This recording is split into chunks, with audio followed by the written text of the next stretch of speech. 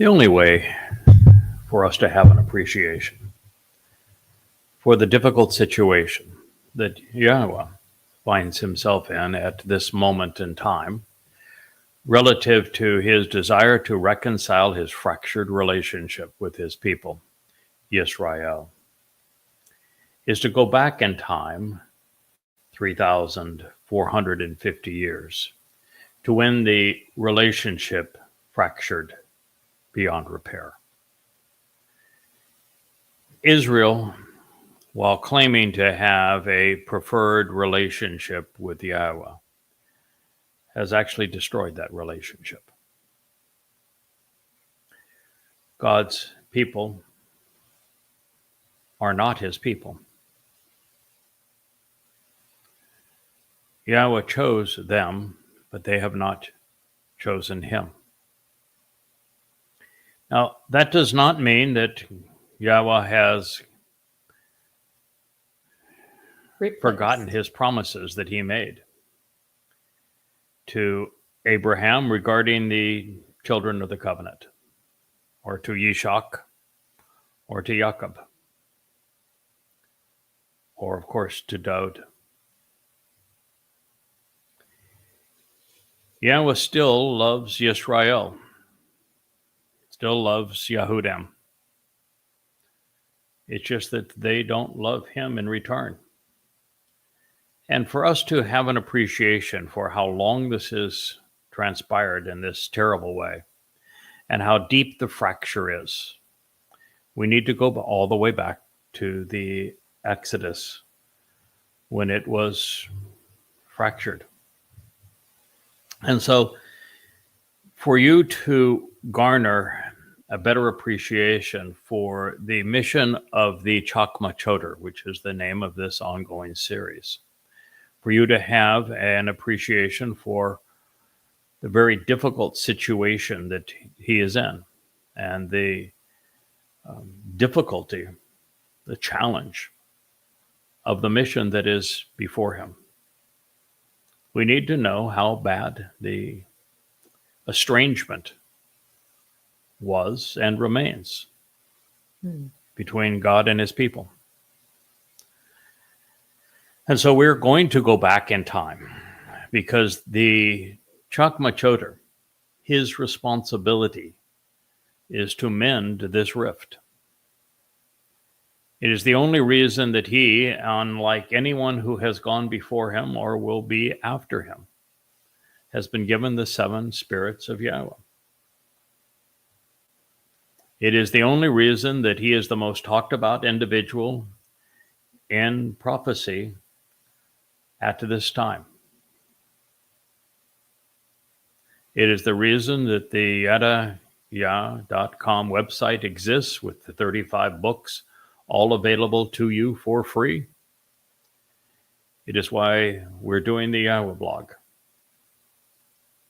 But again, for you to have an appreciation for how difficult this challenge is and how few Yehudim and Israelites and even Goyim will shirk the religions that confuse and bind them and let go of the politics that have ensnared them and embrace the truth. They will be few because the obstacles set in the way are many. It got so bad that Moshe, who is the most attributed man in all of human history to Israel, well, it should be Daud because he is the very essence of Israel, as my beloved wife would say on regular occasions, that Daud simply is Israel. He represents the good and the bad of Israel. He is the living embodiment of Israel. Moshe is the person most noted to have represented Israel because he led the children of Israel out of slavery and the crucibles of religious and political oppression of Mitzrayim, known today as Egypt. But what is not known is what the Torah actually says about their journey from slavery to the promised land. It was not pleasant. Jews were not kind. They were arrogant. They were embittered. They were obnoxious. Still are. And for the most part, even though I will tell you that no one loves Israel more than I do, no one is more devoted to Yehudim. Nonetheless, love requires telling the truth. And today, the Jews are their own worst enemy. They've erased Yahowah's name. They won't say it even when they're shamed into it. They're obnoxious about their Talmud and their rabbis. They pretend to be Torah observant when they wouldn't know that Torah if it hit them between the eyes. Oh, True. can't hit them between the eyes because they're wearing that stupid box up there between their eyes. They're dressed in religious attire, even though God hates religion. It's a tough audience. And it's been a tough audience for a very long time. It's so tough that both Moshe and God himself gave up on you. He didn't give up on you because you were so pleasant and they were just having a wonderful time. They gave up on you because you were obnoxious. They didn't give up on you because of their ineptitude, but because of yours.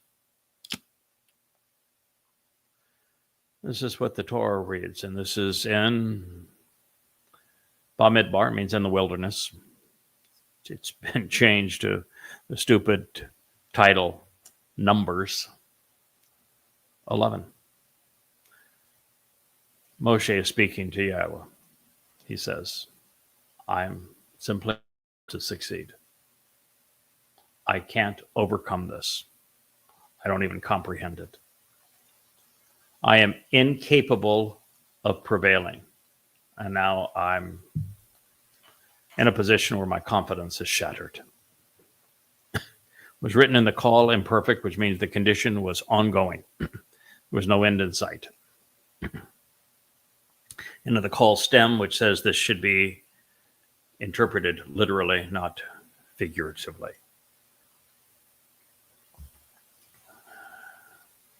I'm not able to succeed. I cannot understand this. I can't overcome the situation. By myself, all alone, just me. To carry and bear, to lift up or tolerate all of these people. It's obvious that it's just too great a burden for me. Flatline. He gave up. He had a meltdown. He did. He had a meltdown. He did. And while that's true, that Moshe is a great man, a tremendous character. There are so many examples of Moshe being the right man at the right time, doing the right thing. I have enormous respect for Moshe. This, of course, was not his proudest moment. But are we to blame Moshe for being human? Or do we blame the children of Israel for being inhuman? I'm going to venture to guess that Moshe would have preferred to have dealt with the Egyptians. No, he walked away from the Egyptians. He despised them. But yes, I know. The answer to the question is that it wasn't a question of Moshe's humanity. Mm-mm. It was a question of the children of Israel's inhumanity. You turned on God. You didn't just reject him. You abused him. You spit in his face. You were literally obnoxious to the very God who saved you. And that is why you've gone through so much hell over the ensuing 3,000 years. It is why you're being bludgeoned by Islamic missiles today. It is why you were bludgeoned by the flood of Al-Aqsa Muslims less than 2 years ago. It is why you're about to enter the time of Israel's troubles, where it's going to get worse than it has ever been before. All of your problems can be laid to a single attitude: your negative, condescending attitude towards God. Moshe said, I can't do this. I cannot overcome it. I don't even understand it. No one can prevail by themselves alone to carry or bear all of these people. No, when you call your God Hashem, the name, yeah, where do you go from there? It's not a really good starting point. Yes, when you've erased God's name from his own testimony. Yeah. I mean, here Moshe had a private conversation with Yahweh that he's made public, and he was very clear. Yahweh was to him, my one and only name is Yahweh. And you replace Yahweh's name with G-D and Hashem and the Lord. Adonai. Are you out of your mind? Seriously. What gives you the right to erase the name of the creator of the universe, the very God who saved you? Have you ever read what Yahweh etched in stone? How does it begin? I am Yahweh, your God. What does the second statement say? Don't be religious. What does the third statement say? Anyone who negates the importance and value of Yahweh's name shall never be forgiven. That's just on the first of the two tablets. What part of that message didn't you get, Israel? Are you really now to acknowledge, because it's in black and white, that Moshe himself gave up on you? The man you call the great liberator, the greatest of the prophets, goddamn rabbis even want to call him a rabbi. Oh, you're so insufferable. And yet he said, you're impossible. No one can bear under this load. Now, you want to know why I was given the 7 spirits of Yahweh? Because no one can do it alone. Moshe was right. It can't be done alone. You're too difficult. You're too stubborn. You're too full of yourselves.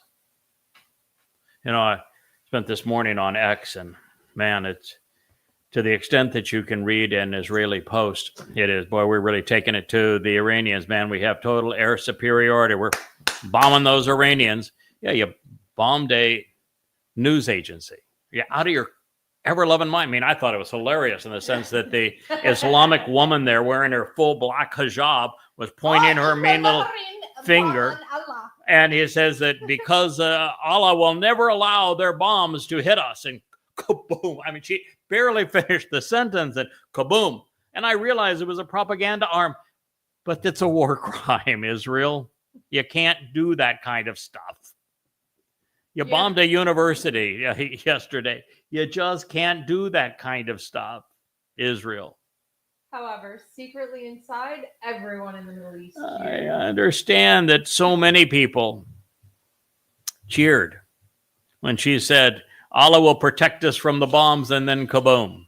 I understand, but Israel, you just can't do that. It's almost as good as the beeper bombs.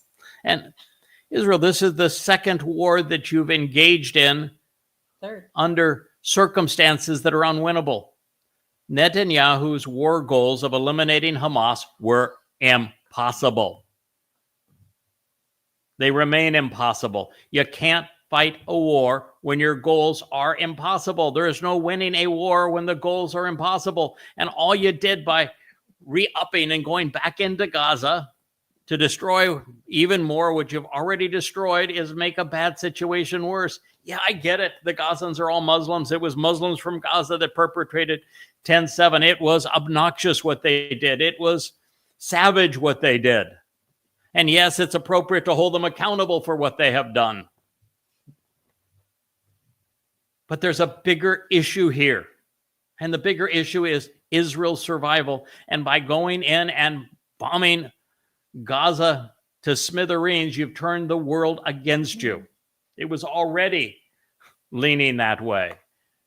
And you've cemented worldwide opinion against Israel, which is going to lead invariably and soon, imminently, to the creation of a Fakistinian state. And when it is imposed, the terror is inside, and Israel becomes indefensible. But you brought that on yourselves because you prosecuted the war incorrectly against a symptom and not against the disease and the plague itself, which is Islam. And now you've gone into Iran. I get it. Iran was building a nuclear bomb. That is the only intelligent assessment that can be made for a nation that is willing to risk everything, its economy, its status in the world, to enrich uranium when it floats on a sea of oil and gas. I mean, does anybody ever bother to think, what do atoms do in a nuclear reactor? They boil water. What does gas do? What does oil do? It boils water. You're floating on a sea of it that costs less than a quarter to extract, to boil water, and you want to say they're going to cast it all aside. They're standing in the world, their economic future, all of it, for an atomic program to boil water? Are you out of your ever-loving mind?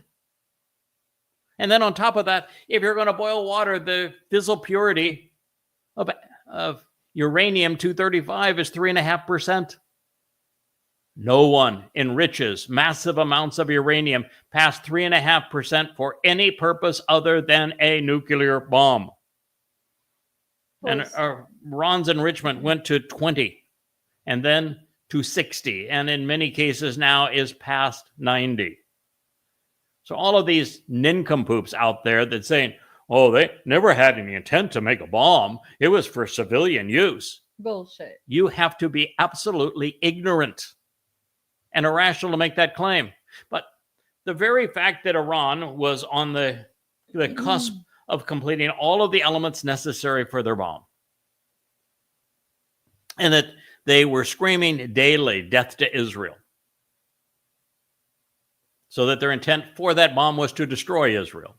And they announced it publicly. So therefore, Israel's justification, even though Netanyahu did a lousy job of making it, to destroy, to bury the Iranian nuclear project was justified. It's another war goal that Israel can't obtain. Israel doesn't have the wherewithal to bomb that deep under the earth, which is where Fordo in particular is, and even Nance is 8-10 stories underground, under layer and layer of concrete. You can take out the surface, you can go down 30 feet, and maybe even with 50 jets dropping 50 of the lightweight concrete bunker busters that the F-15s and F-35s can carry, successives like a chisel. The first one takes off a smidgen, and the second one takes off a little more, and the next one takes off a little more. It's like the 40 that were dropped on Nasrallah. Each successively went down a little deeper, and you got him. But you're not talking about a bunker with one man in it. This is a bunker that is enormous and has thousands of centrifuges in it. And your ability to puncture that with your technology and your means of conveyance and your bombs is just not there. And Fordo, in fact, you haven't even attempted Fordo because you can't even come close. It isn't even known whether America's Moab 30,000-pound bunker buster carried in a B-2 can take it out. Therefore, Israel, your war goals were not obtainable. And you can't defeat an enemy that is 100 times your size, 20 times more populous, infinitely richer in natural resources. If it's a prolonged war, you lose. And you're so small, Israel, that even if you take out most of the missiles, the ones that still strike you do too much damage. You know, you couldn't defeat Hamas in little old Gaza. And all they had left was some bottle rockets and some handguns and some RPGs. You couldn't defeat them. What gives you the thought that you can defeat the Iranians and take out their nuclear program when it's buried under mountains and you know it? Yeah, you're celebrating. Okay, we have total control of the skies. Well, obviously, the Iranian missiles are avoiding the interceptors because you have a total blackout on news out of Israel now. Obviously, you're begging the United States to engage, to do what you couldn't do, because you're in a position where there was only one way to win. I hope the hell you prevail. As the foremost expert on the planet today on the curse of Islam, I hope you prevail. But the only way you can prevail is for the majority of Iranians to forsake Islam and to form a secular government. Because if that does not occur, you can't win. You cannot bomb a country into submission. It's never been done. It won't be done. And you can't send in the troops. You don't have enough. Not for a country the size of Iran. So you didn't think it through in either case. You bit off more than you could chew.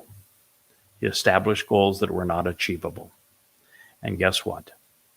All the while, is there a single Israeli that is saying, we are now relying on Yahowah? We know that Dod is our Messiah and King. He is our Savior. Because if you had, you wouldn't need a jet. You wouldn't need a bomb. You wouldn't even need an IDF. You would not need the Iron Dome, David Sling, the THAAD missile system. Or to turn your sons into killers. You wouldn't even have to rely on the most unreliable man who's probably ever led a significant nation, Donald Trump. But you haven't progressed very far from this condition in the desert. Just a matter of days away from Choreb. Just days away from Choreb, and Moshe is saying, I can't do this job. It's impossible. I don't even understand these people. This is way too great a burden for me. Look it up. Bamidbar in the wilderness, Numbers 11:14.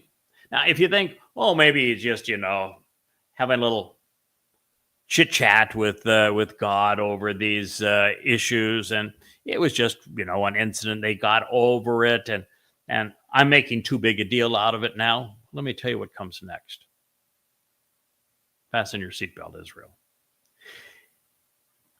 Moshe continued, if it is to be like this, that you intend to work with me and act toward me in this way, you should want to kill me. Mm-hmm. You should want to kill me. You think he was just having a little temporary issue? If it is to be like this, if you intend to work with me in this way, you should want to kill me. If I find some favor in your sight, I beg you to put me to death so that I do not witness my disastrous shepherding. Kill me because I can't do this. I don't want to have to endure this any longer. I can't succeed. Just put me out of my misery now. Did you hear that, Israel? Yahweh said, speak to the children of Israel. And Moshe said, yeah, kill me now. That is how impossible we remain until this day. The only difference, Israel, between Sad. Moshe and myself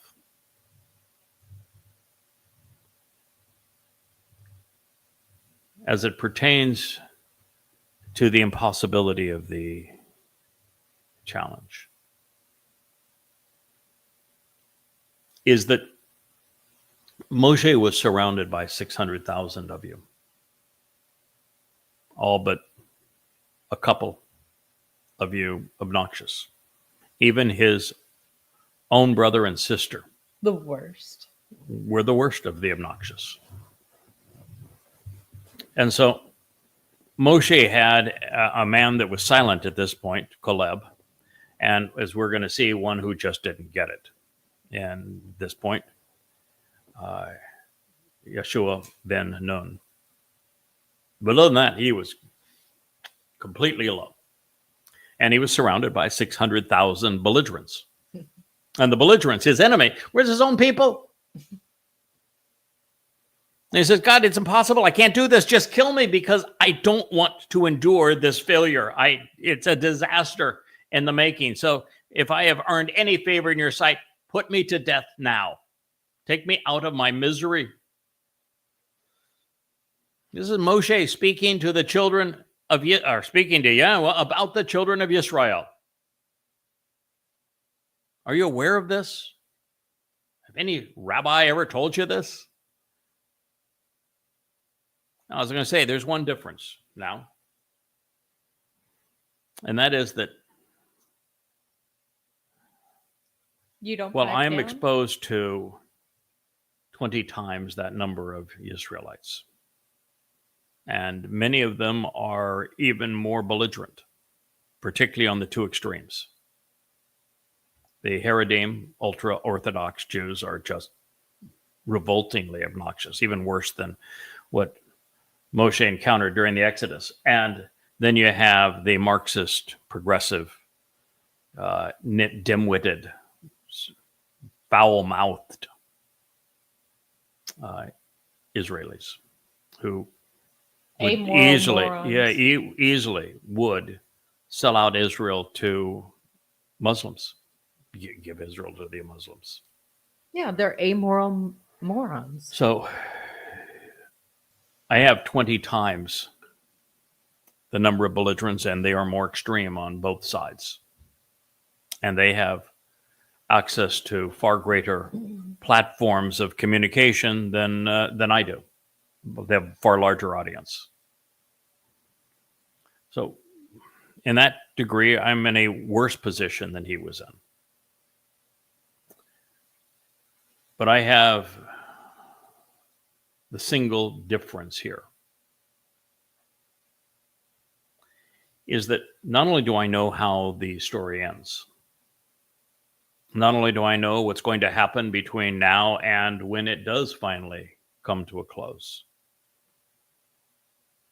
and therefore the benefit of all of the prophets, which Moshe was just the first of them. But I also have the seven spirits of Yahweh. Moshe, we weren't told when Moshe was given the Ruach of Yahweh.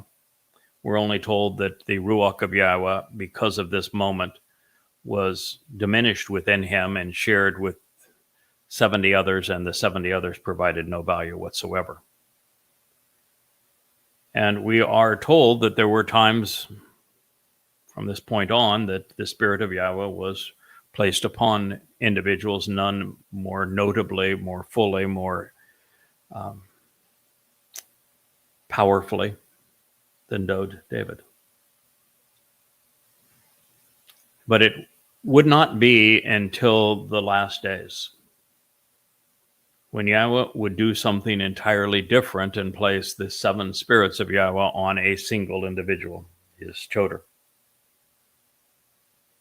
to restore this fallen stump that is Israel, to give life to the roots that long ago stopped bearing fruit.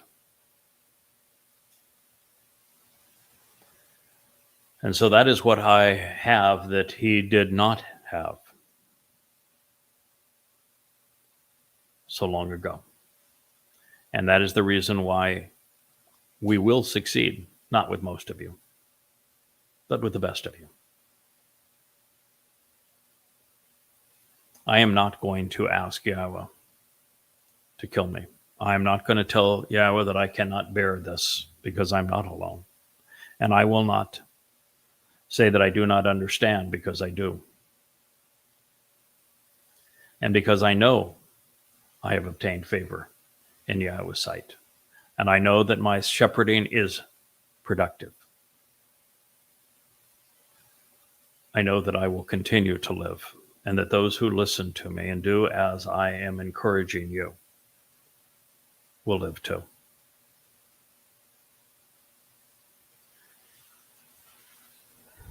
In his case, that was Numbers 11:15. Moshe hadn't yet even settled into the job. Truth be known, he didn't want this job. And he was literally talked into it by Yahweh. Yeah. And now all of his worst fears had materialized. The reason Moshe didn't want this job, the reason that he used every excuse in the book, including, I stutter, they don't speak very clearly. He didn't want the What a lousy excuse that one was. I mean, he listened to him in Devarim. He's brilliant. He's articulate. It was just a lousy excuse.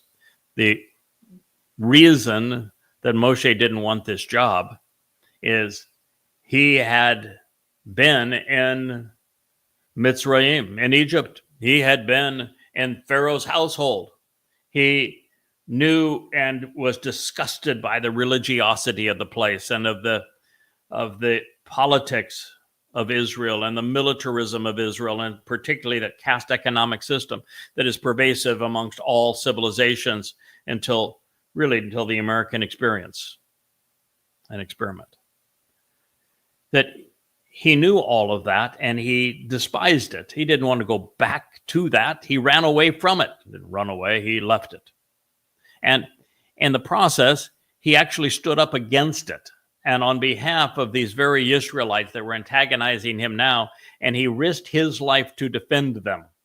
And their way of thanking him was to say, we didn't ask for your help. Why don't you just go away before the Egyptians find out that you're the one that did it? We tell them that you're the one that did it.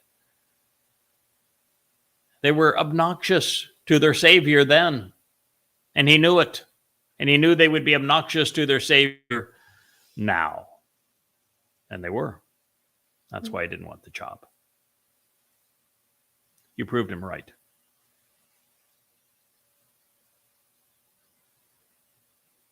The children of Israel were every bit as belligerent and antagonistic as he had remembered the last time he had tried to help them. The sojourn from religious subjugation to covenant emancipation was progressing poorly. And even though the revelation of Bereshith had gone beautifully and Pesach, Matzah, and Bakurim had gone according to plan, every other aspect of their relationship was off kilter. They would need a reboot, and yet it would not occur. Israel would not shub, change, and return to God until there was no other option but Yahweh alone. And in terms of a massive change, that is still in our future, not in your past. Now, if you'll note, Yahweh did not lecture Moshe. God did not even mention his meltdown. Instead, he felt empathy for his shepherd, recognizing what he was up against. Jews have become difficult.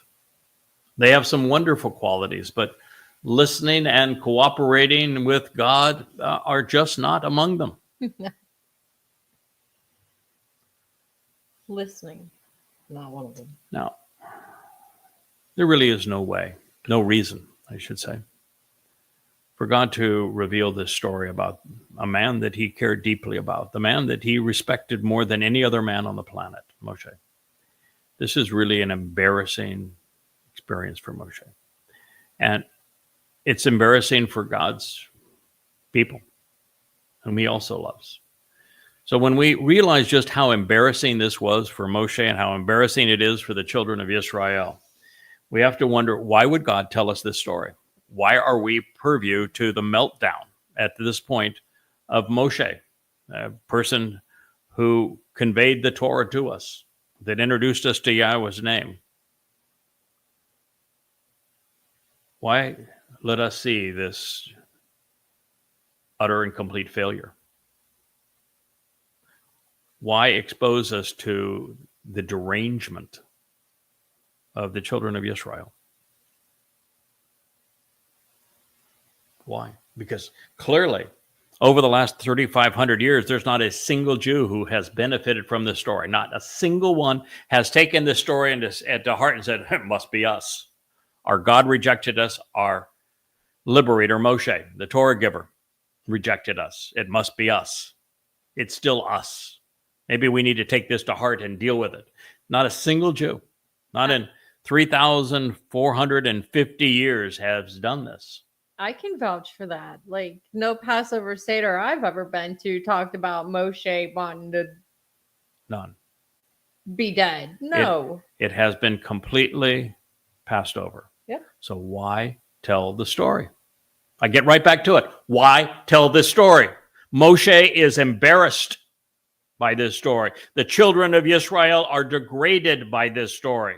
It leaves them vulnerable to being attacked by their adversary, none of which, by the way, have bothered to understand the story either. I mean, Christianity, Paul could have used this to validate his point of replacement theology, of why Jews had to be forsaken so that the promises could be given to Gentiles. He absolutely could have used this and twisted it for that purpose, but he didn't. And the rabbis skip right over it, so they've learned nothing from it. So it gets back to the question, what's the purpose? So that you know. The answer is because the Choter must succeed. That's the purpose. And it's important for the Choter to know what he's up against. It's important for the Choter to be able to be intelligent enough to apply this story to Israel today and say, you need to get over yourself. You're still this way. And your IDF is not going to resolve this for you. Your politicians are not going to resolve this for you. Your rabbis are making this worse for you. This was written for a singular purpose, and you're witnessing that purpose fulfilled in this presentation. And it's not the only one like it. The next chapter of Numbers 12 is exactly the same, as was the presentation of the adulterous woman in Numbers 5, as was the presentation of the red heifer in Numbers 19. It is all for you to understand now and to be explained to you by Yahweh's Choter. And his ability to do it is because Yahweh has made him Chakmah. That's why we're here. And it is the only rational answer to the question I just asked. Why did Yahweh allow the man that he respected more than any other human at the time to embarrass himself and for us to know about his embarrassment? And why did he allow his people, the children of Israel, to degrade themselves to this point? He didn't allow them to degrade themselves, but for us to know that they degraded themselves to this point.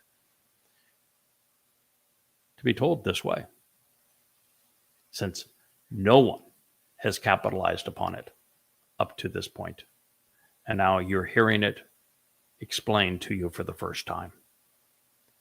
It is because this chapter of Numbers, like Numbers 5, like Numbers 12, like Numbers 19, and even Numbers 20, was written for me to share with you today in this way. You need to know how serious your problem is, Israel. Yehudim, if you're going to change. You need to acknowledge that you have this problem. And maybe that's the biggest challenge of all, is getting you to acknowledge that you have the problem. And that's what this story does. It says your problem with God is so egregious that Moshe himself gave up.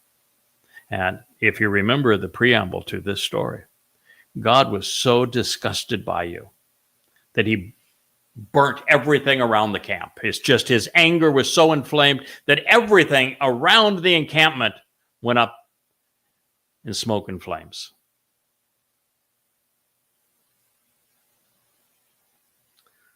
So I'm going to give you a little insight, my perspective on things. Many of you know that I'm an airline captain, ATP, airline transport captain. I am a yacht captain. I know how to handle very fast and very large moving vehicles. I've studied it. And that study, and then the execution of that, the experience of it, has put me in a very different situation than most people. So I know that, like a good captain or pilot, we have always rehearsed our response so that we are prepared for every contingency. Everything that could happen in a yacht, large boat. I owned an 82-foot yacht. The forces, power of something of that size, if you do not know what you're doing, will take out an entire marina. It will take lives, destroy limbs. And when you're dealing with airplanes that fly at 30,000 feet and at 400, 500 miles an hour, things happen very, very quickly. And in a three-dimensional realm, you can make a mistake, but you'd better identify your mistake in a real hurry and have a plan to resolve it. You better be way ahead of that airplane. In most cases, I'm 30 minutes ahead of the airplane, and I'm 15 minutes ahead of the boat. And you have to be. And you have to have already practiced every possible contingency, everything that can go wrong. So it's wise in situations like Moshe found himself to put ourselves into these narratives and consider what we might have done differently, so that when we're confronted with a difficult situation like this, we're prepared to handle it. And so in my case, I would have pushed the grumblers aside.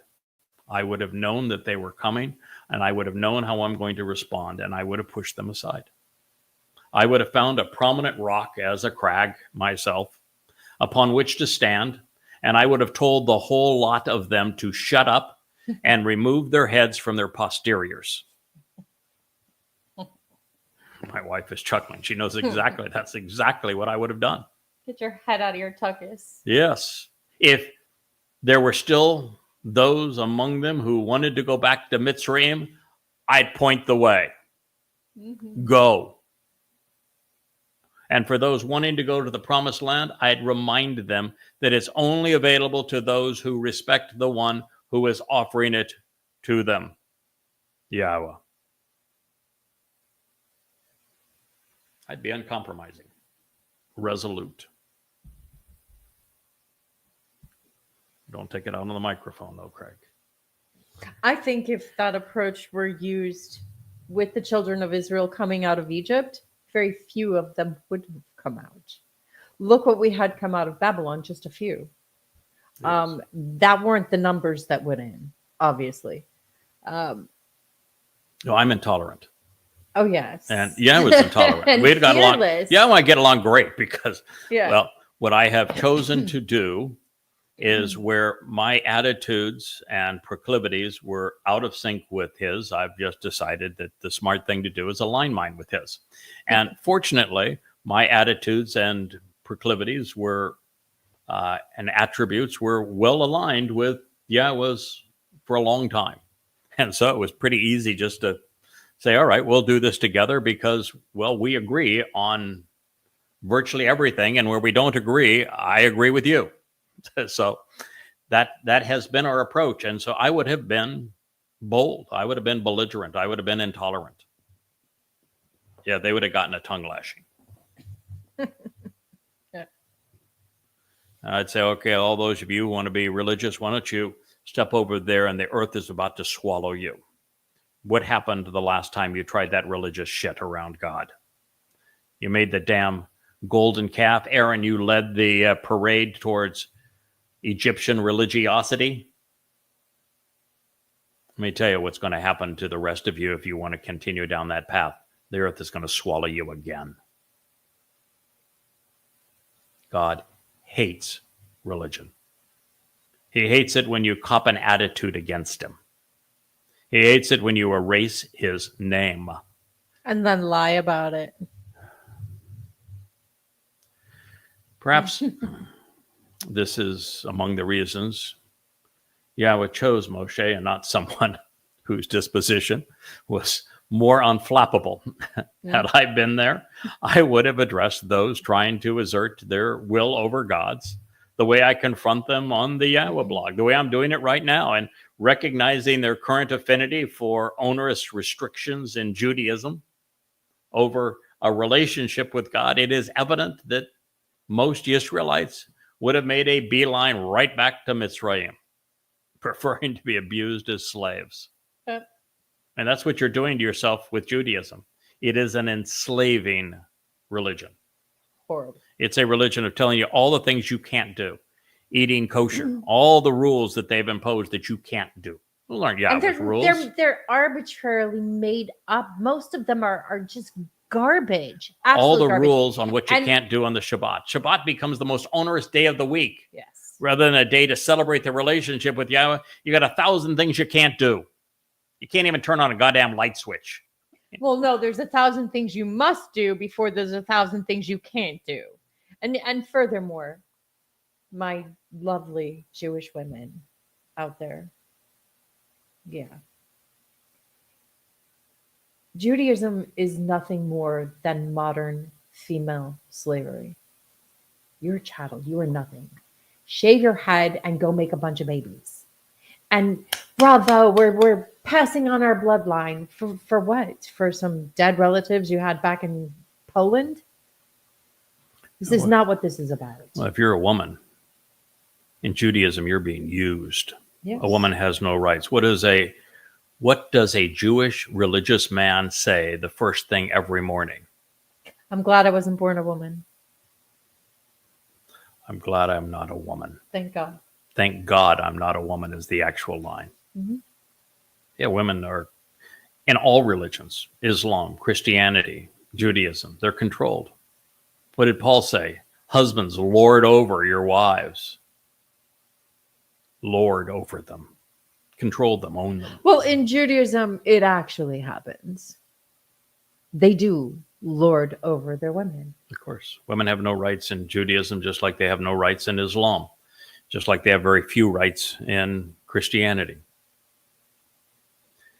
One of the traits of religion is how they treat women. It's my litmus test for whether a person is in tune with God or not. Now, that's not to say if a woman is promoting that which is untrue or is a obstacle to the return of Israelites, she's going to get both barrels as if she were a man. At that point, her sexuality is irrelevant, and it's her mouth and her attitude that are relevant. But in this case, it was equally bad. The women, the men, they were all wrong. And so in this situation where I would have confronted them, the fact of the matter is that most Jews prefer to be influenced, to be controlled, whether it's by their politician or by their customs or by their religion. Stockholm. Yeah, it's called the Stockholm Syndrome. They love being controlled by their rabbis, by their parents, by their husbands, by their bosses. They love it. It's quite possible that God had already determined that the children of Israel couldn't be reasoned with, and he wanted nothing more to do with them than herd them to Israel with minimal additional confrontation and intervention. And that other than that, he simply gave up on them and said, I'll re-engage when I have to, but only when I have to. And now is the time that he has to, because there are 4 more Moed Mikre to be fulfilled. And if God didn't intervene, now they would not be fulfilled, and the whole human experience would be for naught. Reminds me of a mashal I read once. I don't remember the address, but it goes a little something like, it's better to live on the roof of your home than with a contentious woman. Mm-hmm. Yahweh's response can change as the situation necessitates. He can be true to his word and true to his character and have a different response to a different situation. This is why he revealed Zechariah 8 and Yirmiah 31, that he would deploy a different approach prior to his return. I don't know if you're familiar with that, but in both cases, there's going to be a different response from Yahweh to his people than previously. Different response for different situations. And he's going to deploy a slightly different approach and still be totally true to his Torah and to his word. So next time, his messenger isn't going to back down, and there will be no accommodation. The message and the messenger will be firm, uncompromising, and resolute. It's shub or no shub for you. Therefore, as we delve deeper into this narrative, it is becoming ever more obvious that it was intended to be prophetic and to speak to God's people at this time in this way. As we work to bring the final remnant of the children of Israel out of their stupor and back to the point that they're willing to listen to Yahweh at long last. To that end, you will notice that Yahweh did not include either Aaron or Miriam, Moshe's brother and sister, in his temporary accommodation to get Moshe back on his feet. The burden would be shared, but not the responsibility for communicating the word of God.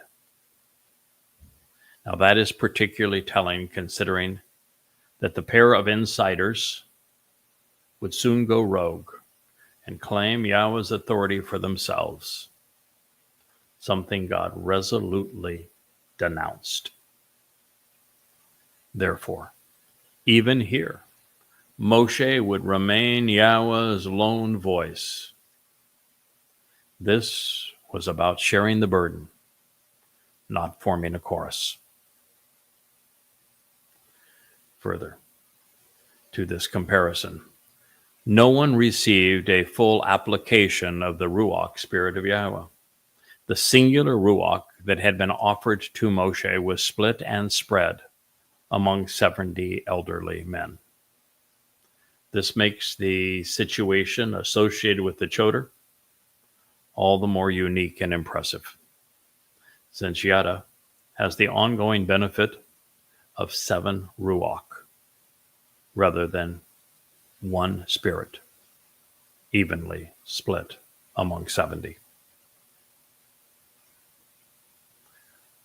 Yahweh communicates his words through one person at a time, and he does it in the way of his choosing.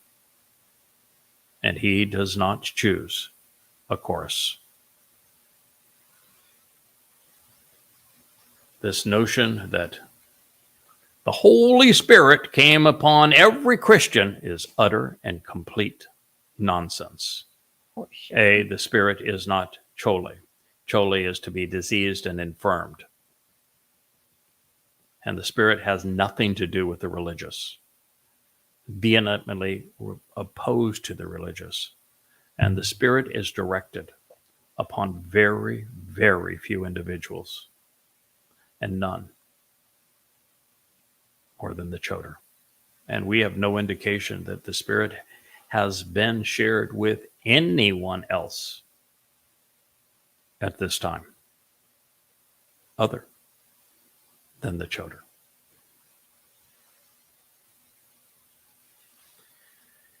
As we proceed through this narrative, there are some words that catch our eye.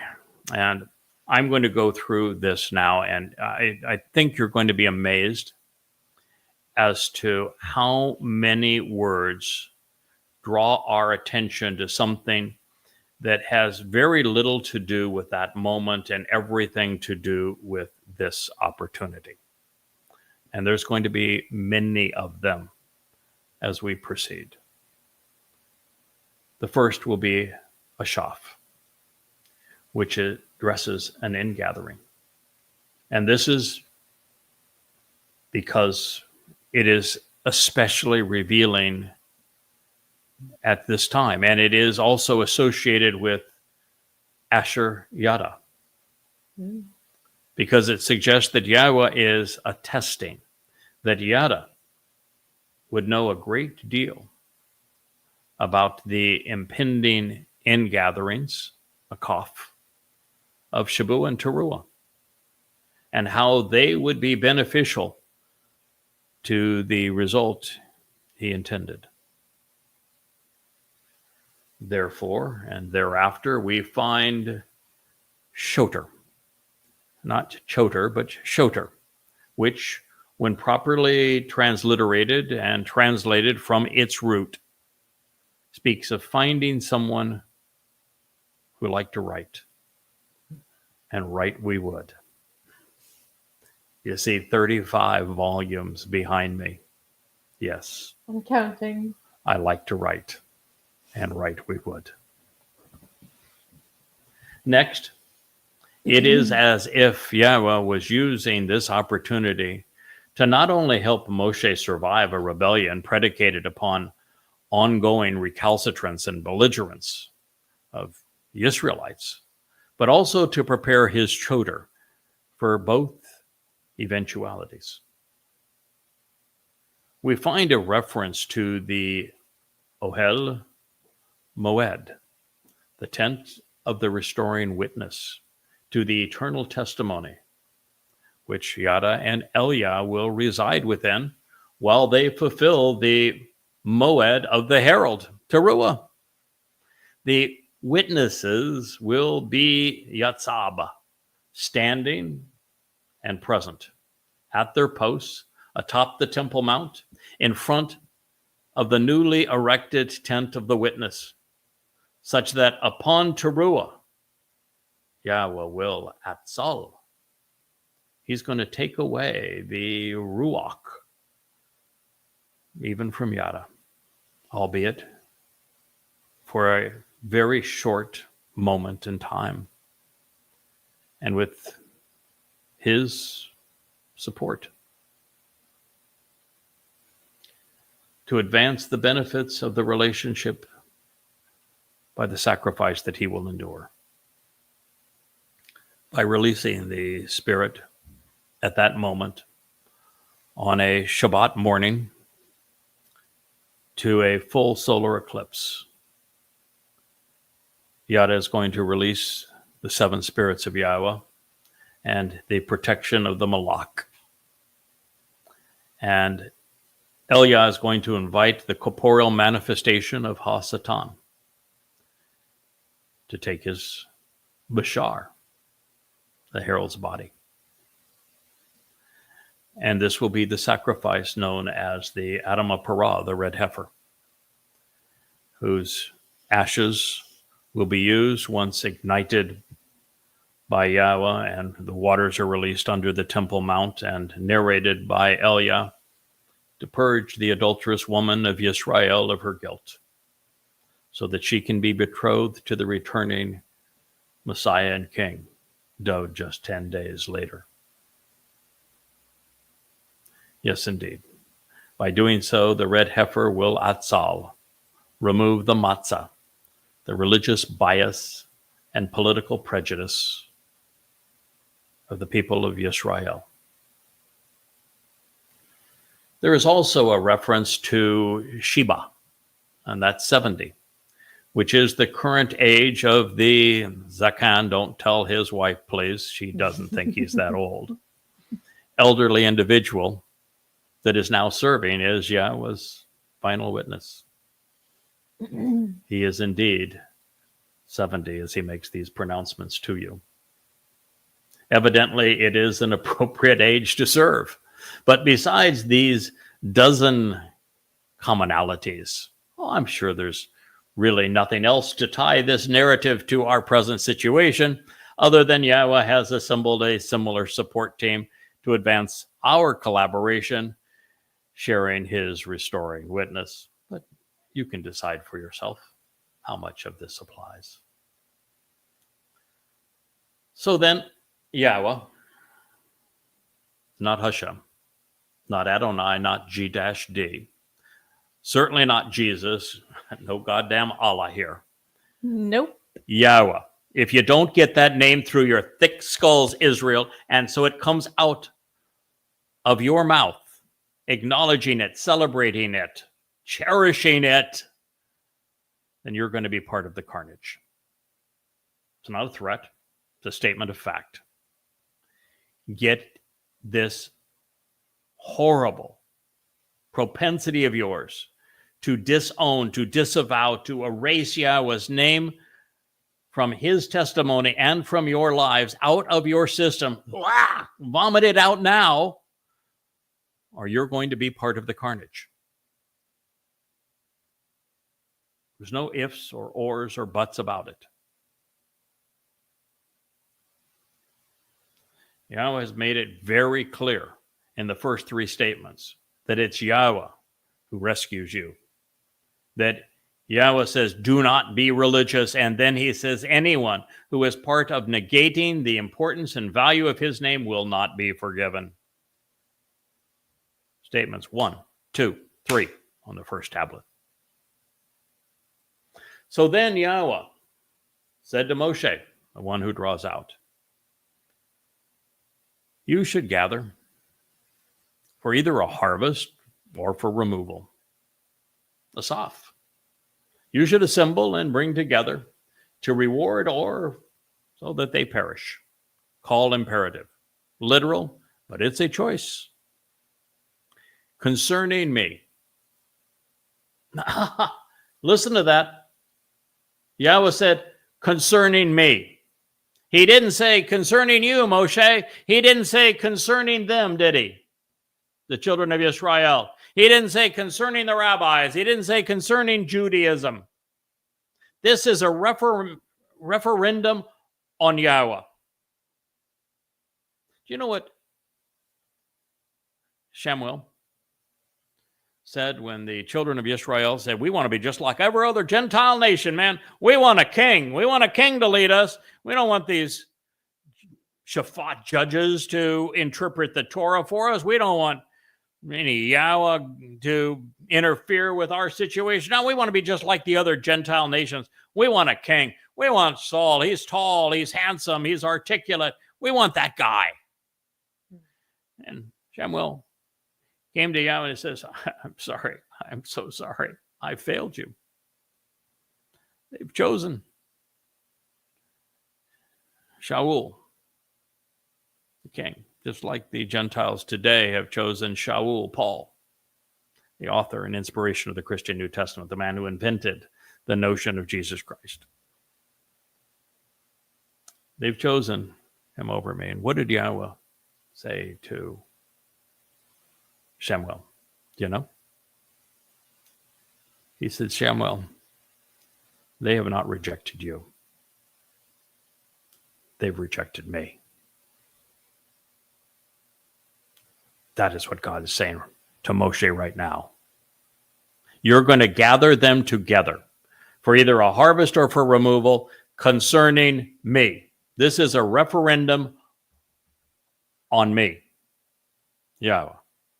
So then Yahweh said to Moshe, you should gather for either a harvest or removal concerning me 70 individuals of the old men.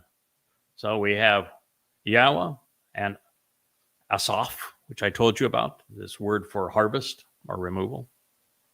And then we have Sheba, 70.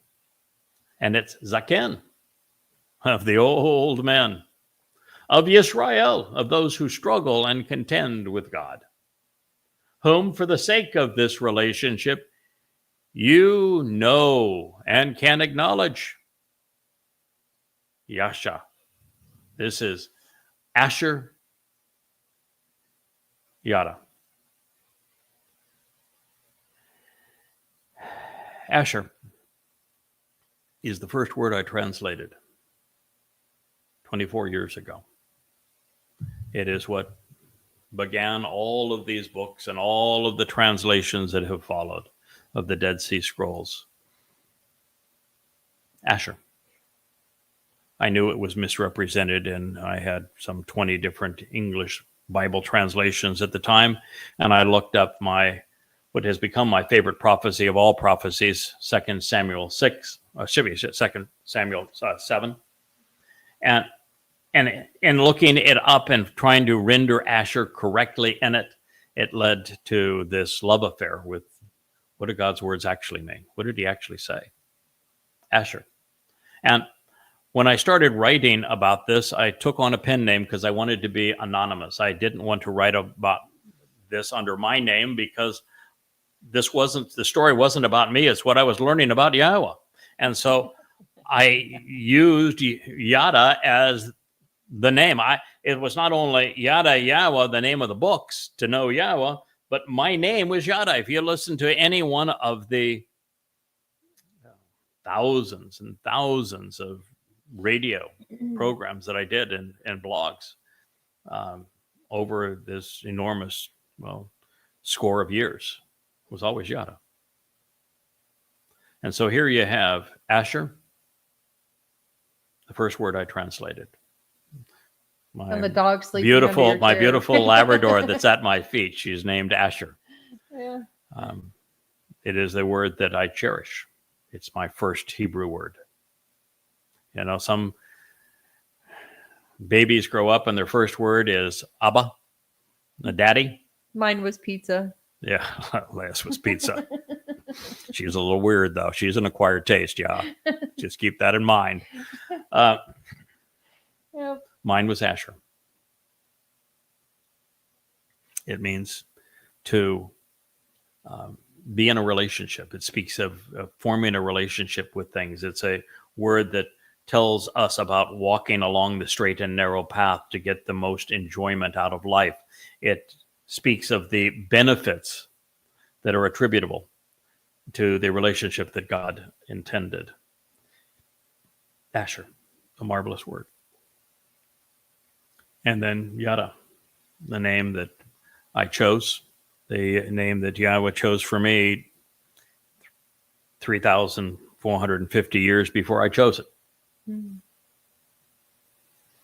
So that I could lead these final Asaph ingatherings on behalf of Yahweh, a name that I uniquely would have the distinction of reintroducing to God's people.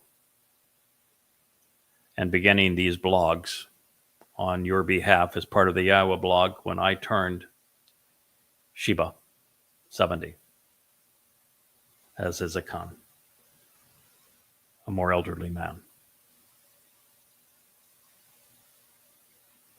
All of this points to what we're doing today. Question. Zakan, is that the root word to zikaron? What about zikaron? is zakan, the root word to zikaron. Well, I don't know how it pertains to this, but zakar means memorable man. It is as a verb to remember, and as a noun, it speaks of a masculine individual. It means memorable man. Zikaron would be all things pertaining to the most memorable of men. Yeah. One of the songs that Leah wrote called Zakaron, and I told her that it was what she was really writing about was Zeroah. There are three Zeroah. Moshe, the individual being talked about here, Dode, who is the most important of the Zeroah, and myself as the final Zeroah cultivating these Akaf harvests. And she wrote Zakaron instead, and I said it's kind of funny, and because it in a backhanded way, the Zeroah is a Zakaron, but there is no reference to a Zakaron in any of the things that you are referencing. So every time that now she has an opportunity, she brings up Zakaron as if she was right all along, as opposed to kind of got lucky there. So anyway, let's continue this statement. Wow, so that Leah doesn't steal attention away from the point God was making here.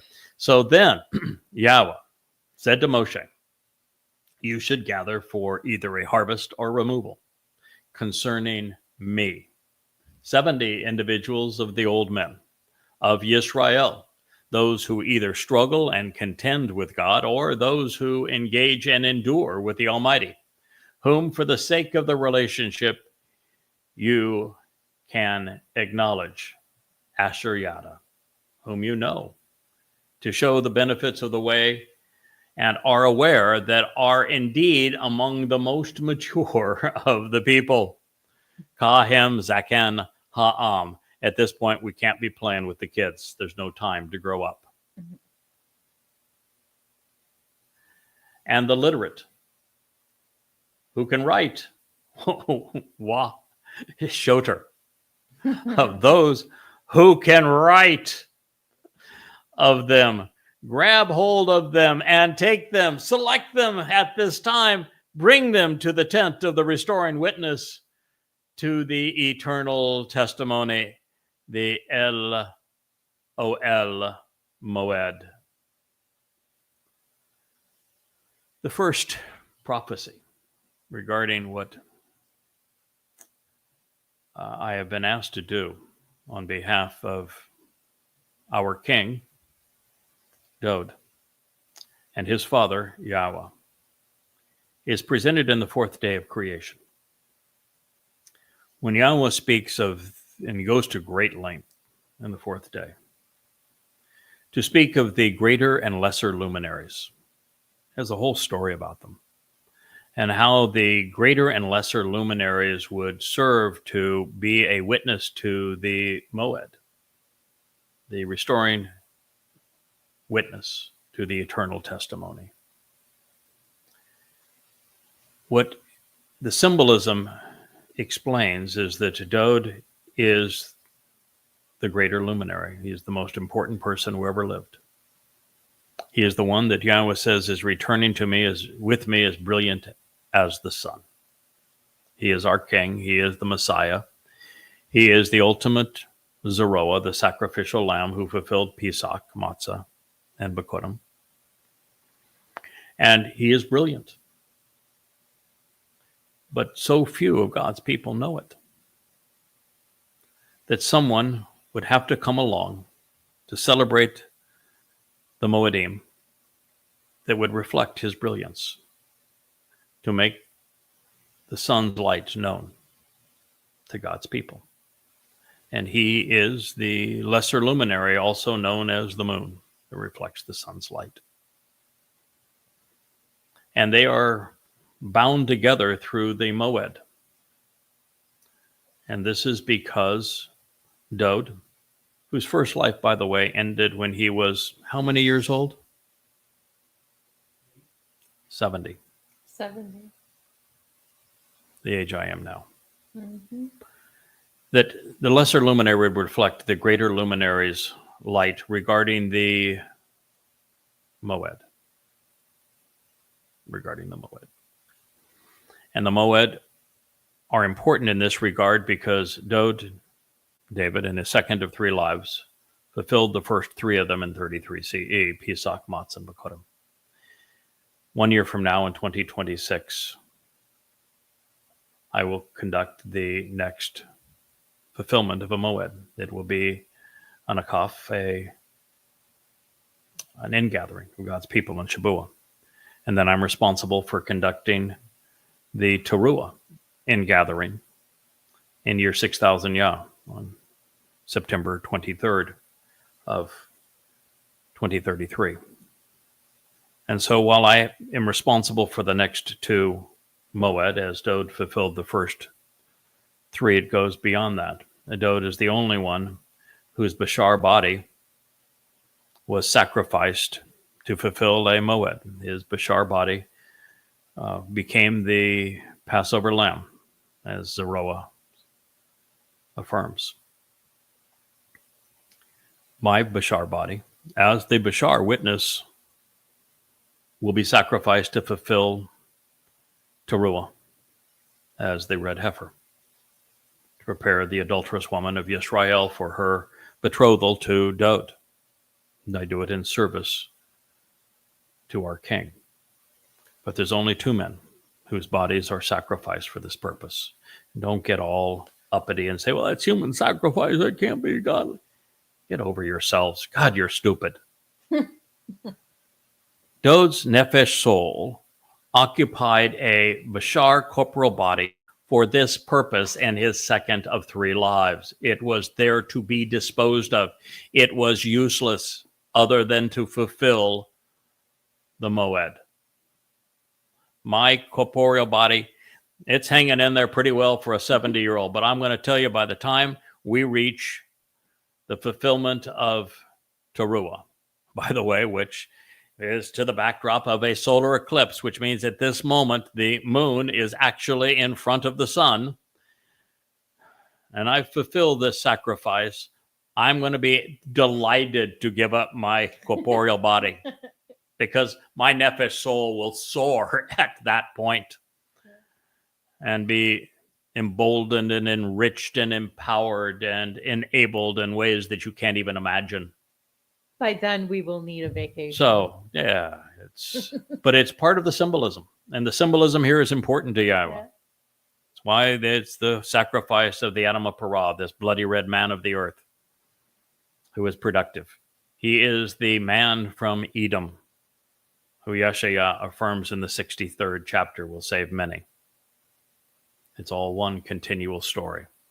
Doing so on a Moed because of OLL, because the OL of Yahweh, this tent of Yahweh, the tent of the restoring witness, will be fluttering in the breeze above him. And because who was it that brought the tent of the witness to the Temple Mount and the Ark of the Covenant along with it? Obed-Edom. It was Dode that coordinated it, dancing as and dressed as the high priest, but it was Obed-Edom that was responsible for the task. Obed means one who works. Edom associated this prophetically with the man from Edom who will ultimately save many. One is a dress rehearsal for the final fulfillment. God is a masterful storyteller. Then, without any pressure, solely on their own volition, let them stand presenting themselves there with you. Bamidbar 11:16. And I will descend, diminishing an aspect of myself, and talk with you there. Then I will take away and remove Atzal. I will hold back and deny, reducing for a time a portion of the Ruach of the Spirit, which for the benefit of the relationship, Asher, is upon you, and place it for a limited time, Shem, and set it on them. Then they will bear Wa nasa. They will carry along with you the ba masa, the burden and the bias, the oppressive desires and prejudices of the people, ha'am, so that you will not continue to tolerate and carry it, wa lo nasha. You won't bear it by yourself alone, ata la bad. Bad Midbar, in the wilderness, Numbers 11:17. The children of Israel were burdensome. That's certain. They were annoying. They were unappreciative. They were prejudiced against God and biased towards religion. It was more than God could bear, much less a man, even 70 men. This remains one of the most unheralded revelations in the Torah. The children of Israel had become obnoxious towards God, and they've been that way since the beginning. They remain so. You remain so. In fact, so many Jews are as arrogant and belligerent in their animosity towards Yahweh that they even attack those whom Yahweh has chosen to speak for him, to them. Now, this known, Yahweh would continue to support and communicate through this single man. The others were there to run interference between Moshe and the most malcontent of Israelites. Sort of as our team does today. But there is no evidence that they were of any value, unlike today, where they must succeed for us to succeed, for Israel to survive. Moshe wasn't accommodated to any significant extent. He was not benefited either. He was just set back on his feet and given an out, a reason to carry on. If we were to render bashar, as it follows in this, as meat, and as it was used previously in a reference that I had made to bashar as meat, unaware of its verbal root, the Syrian lesson here would be that if God gives you what you want, if he has given up on you, then, well, you can get what you ask for. But I don't think that is correct. And I took a departure, one that I was very clear to point out, that I have rendered throughout this discussion, that most people think is about bashar, meat. And bashar's primary connotation is derived from its verbal root. It means to herald a message. It means to be a corporeal messenger. It is one of the most common titles that Yahweh uses to describe the job that I am doing on behalf of his beloved son, our King Dod, to serve as a herald. It speaks of the body that Dod surrendered and that I will surrender for the benefit of the children of Israel. As a noun, bashar can mean animal, which all humans are. It can speak of a domesticated or wild animal. It can speak of any life form, really. It is often rendered flesh because, in Christianity, there was this battle between the spirit and the flesh that Paul made up because he wanted to appeal to the Gnostics in Greece. It is very seldom rendered meat. But that is how most translations render it here, because they just don't understand what was being said or have any appreciation for those dozen words that I shared with you before that all have so much prophetic import. So in this case, in this discussion,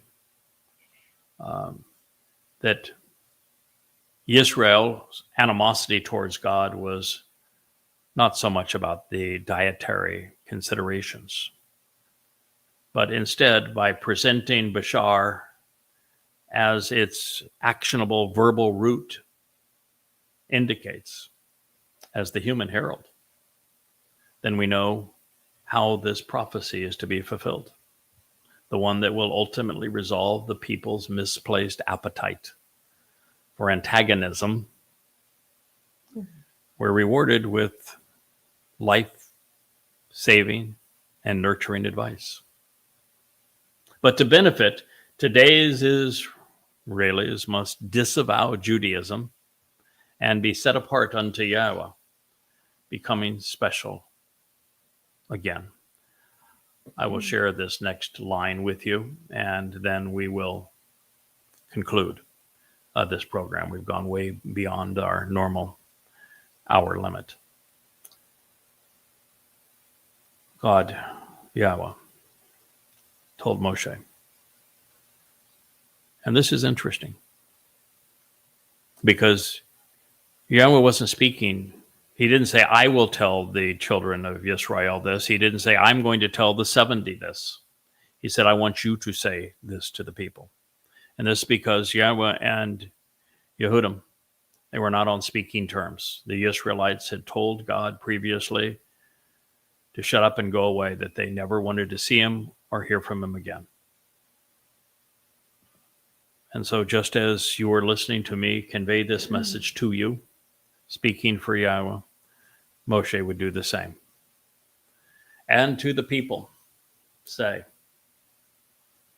be special and act set apart.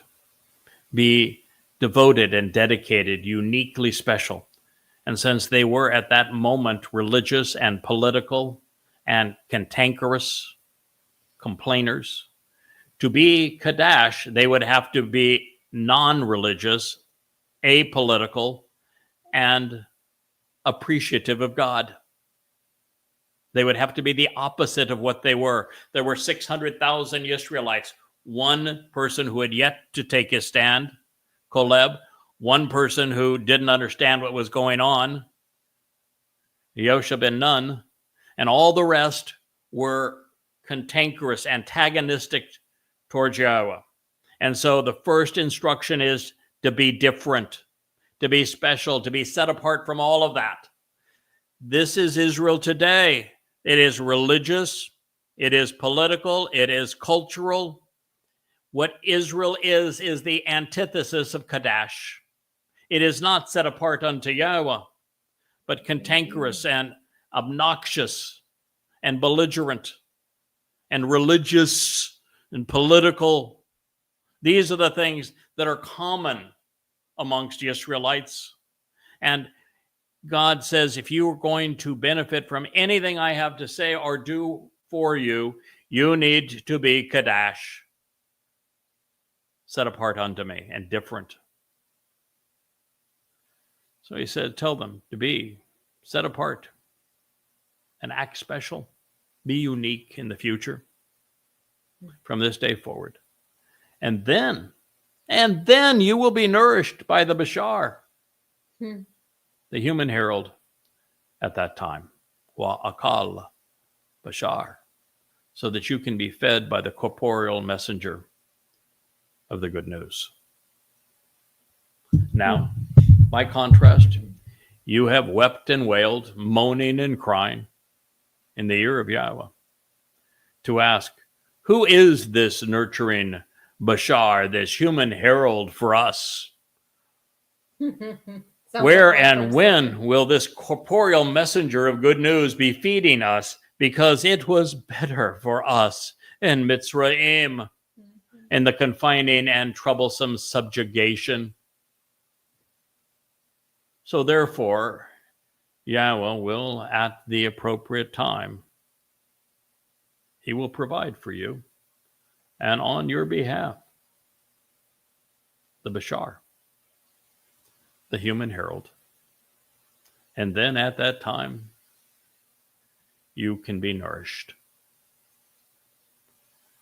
Bamidbar, in the wilderness, Numbers 11:18. Promise made, promise kept. Yeah, who and why is this Bashar? Sounds like my first letter to you. Yeah. Here we are. Yeah. Thank you for listening. We look forward to continuing this amazing story that was prophetic of our conversation on this day. Thank you for listening. I am Yada, the Bashar Herald of Yahowah. Good day.